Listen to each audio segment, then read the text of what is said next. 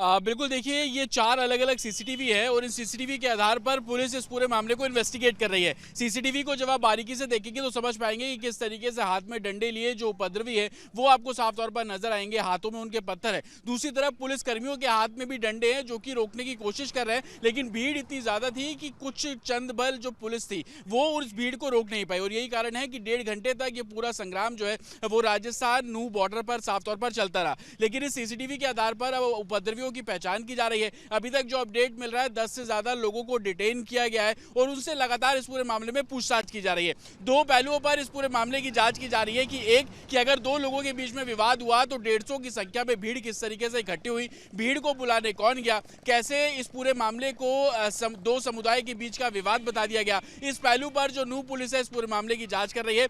दूसरी सबसे बड़ी बात कि जो जिस तरीके से अफवाह फैलाई गई उसके पीछे किन किन लोगों का रोल है और 2023 में जब हिंसा हुई थी तो कुछ इसी तरीके का पैटर्न भी उसमें साफ तौर पर देखा गया। शिकायतकर्ता का साफ तौर पर कहना है कि 2023 का बदला लेने की कोशिश, ये तमाम ऐसे ही बातें हैं जिसको लेकर नूह पुलिस का साफ तौर पर कहना है कि 2 एक्स्ट्रा पुलिस की जो कंपनी है वो मौके पर तैनात की गई है। साथ ही लोगों से शांति बनाए रखने की अपील इस पूरे मामले में की जा रही है। लेकिन 2 लोगों को गहनता से पूछताछ की जा रही है। 2 लोगों के बीच का विवाद कैसे 200 लोगों में तब्दील हो गया, इसको लेकर इन्वेस्टिगेशन अभी की जा रही है।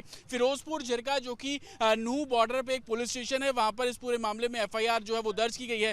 3 अलग-अलग टीमों का गठन किया गया है जो इस पूरी हिंसा के कारणों को लेकर, इस हिंसा में फैलाई गई अफवाहों को लेकर और कैसे 200 लोग एक जगह पर आकर इकट्ठे हो जाते हैं और 1.5 घंटे तक जो तनाव जैसी स्थिति है वो इलाके में देखी गई, इन सभी पहलुओं को लेकर इन्वेस्टिगेशन की जा रही है। लेकिन साथ ही राजस्थान का जो एक गाँव है वहां से लोग पहुंचे तो राजस्थान पुलिस को भी इस पूरे मामले में लूप में लिया गया है कि किस तरीके से राजस्थान के गाँव तक ये हिंसा की जो आग है वो फैली थी। क्योंकि इस पूरे मामले में एक बाइक को आग के हवाले कर दिया गया, एक दुकान को आग के हवाले कर दिया गया, उन सभी के स्टेटमेंट को भी दर्ज किया जा रहा है। लेकिन ये पूरा विवाद की शुरुआत एक गाड़ी को हटाने से लेकर हुई थी। हालांकि शिकायतकर्ता ने पुलिस को यह भी बताया कि गाड़ी में कुछ लोग शराब पी रहे थे, हटाने के लिए बोला और इस बात से पूरा विवाद शुरू हुआ। तो तमाम फैक्ट्स हैं जो कि अभी पुलिस इन्वेस्टिगेशन में निकलकर सामने आ रहे हैं और उन्हीं फैक्ट्स के आधार पर इस पूरे मामले की जो इन्वेस्टिगेशन है वो साफ तौर पर की जा रही है। नूह की तस्वीर अगर मैं आपको दिखा दूं, ये उसी हाईवे की तस्वीर मैं आपको दिखा रहा हूं जो आगे जाकर अलवर से कनेक्ट होता है। हालांकि आप देखेंगे कि नॉर्मल के टाइम से जो ट्रैफिक की मूवमेंट है वो बेहद कम है,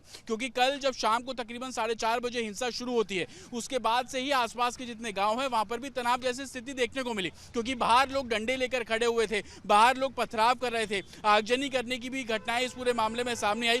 2 एक्स्ट्रा पुलिस की कंपनी इस पूरे मामले में तैनात की गई है और हर फैक्ट्स को खंगालने की कवायद की जा रही है। उस रोड पर जितनी भी दुकानों के सीसीटीवी कैमरे थे बाकायदा उनको चेक किया जा रहा है। बाइकों में आग लगाने वाले शख्स कौन थे, दुकान में आग लगाने वाले शख्स कौन थे, हर एक की पहचान की जा रही है और उसी के बेसिस पर कार्रवाई की जा रही है। लेकिन अभी एडमिनिस्ट्रेशन की कोशिश यही है कि इलाके में शांति बनी रहे, अफवाह फैलाने वालों पर कार्रवाई की बात की जा रही है। सोशल मीडिया में क्या कुछ मैसेज सर्कुलेट किए जा रहे हैं इन सभी पर एडमिनिस्ट्रेशन की नजर है और तमाम जो सीसीटीवी फुटेज अब इस पूरे मामले में निकलकर सामने आ रहे हैं उस बेसिस पर भी उपद्रवियों की पहचान कर उन पर कार्रवाई करने की बात एडमिनिस्ट्रेशन करता नजर आ रहा है। जी।